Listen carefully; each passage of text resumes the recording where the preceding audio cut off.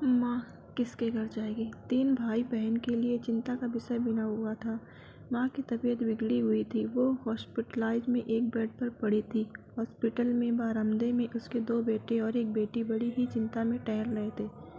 भाई और बहन अपनी माँ की सेहत की चिंता तो थी, पर सबसे ज़्यादा चिंता इस बात की थी कि अब माँ को अपने साथ कौन रखेगा। जब तक माँ स्वस्थ थी वह इन तीनों में से अलग अपने पुराने घर में रहती थी, लेकिन अब उन्हें किसी के सहारे की ज़रूरत थी। अगर इस हालत में उन्हें अकेला छोड़ा तो लोग क्या कहेंगे, और ऐसा करने से समाज में तीनों बेटे बेटियों का नाम भी खराब होता है। लोग कहते हैं कि देखो कैसी औलादें। बीमार माँ को अकेला रहने के लिए छोड़ दिया। 1 घंटे से बिना कोई बातचीत किए वो तीनों अपने अपने विचारों में खोए हुए थे।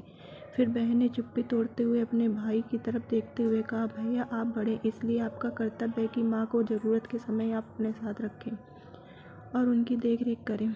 छोटी बहन की बात सुनकर बड़े भाई ने पहले अपनी पत्नी की ओर देखा और बोला, मैं इस बात से बिल्कुल इनकार नहीं करता कि बड़े होने के नाते मेरा माँ की देख रेख करने का कर्तव्य है, लेकिन तुम तो जानती ही कि मैं और तुम्हारी भाभी दोनों ही जॉब करते हैं। ऐसी हालत में माँ के साथ किसी न किसी का हर वक्त उनकी देख रेख करने के लिए उनके साथ रहना पड़ेगा, जो हमारे लिए बहुत मुश्किल है। बहन तुम तो पूरा दिन घर में ही रहती हो, तुम माँ को अपने साथ क्यों नहीं ले जाती? पैसों की चिंता मत करना, जो भी खर्चा आएगा मैं दे दूँगा। सूरज भैया आप तो जानते ही हैं कि मैं माँ से कितना प्यार करती हूँ, लेकिन आप यह भी जानते हैं कि मेरे ससुराल वाले कैसे हैं। मैं यह बिल्कुल बर्दाश्त नहीं कर पाऊँगी कि कोई मेरी माँ को और मेरे भाइयों को बड़ा बुरा कहे, इसलिए अच्छा यही होगा कि माँ को अविनाश भाई के यहाँ रखा जाए। बड़े भाई सूरज ने भी छोटे भाई अविनाश के साथ माँ को रखने के लिए सहमति जताई। आप यह कैसी बातें कर रहे हो? क्या आपने नहीं देखा कि माँ कभी भी मेरे घर 2 दिन से ज़्यादा नहीं रही है? उनका मेरे यहाँ मन नहीं लगता, फिर कैसे वह इतने दिन मेरे घर रह पाएंगी? छोटे भाई ने अपनी बात रखते हुए कहा। इससे पहले कि इस चर्चा का कोई नतीजा निकल पाता, एक नर्स वहाँ दौड़ते हुए आई और कहने लगी, क्या आप ही वार्ड नंबर 2 में भर्ती मरीज के रिश्तेदार हैं? आपको डॉक्टर साहब अंदर बुला रहे हैं।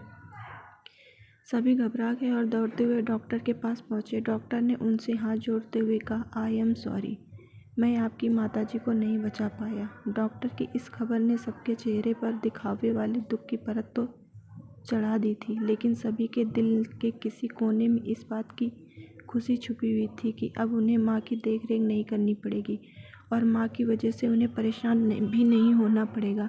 दोस्तों, छोटी सी या इमोशनल कहानी ही समाज का सत्य है। यहाँ लोग ऊपर से जो दिखाते हैं वह अंदर से नहीं होते।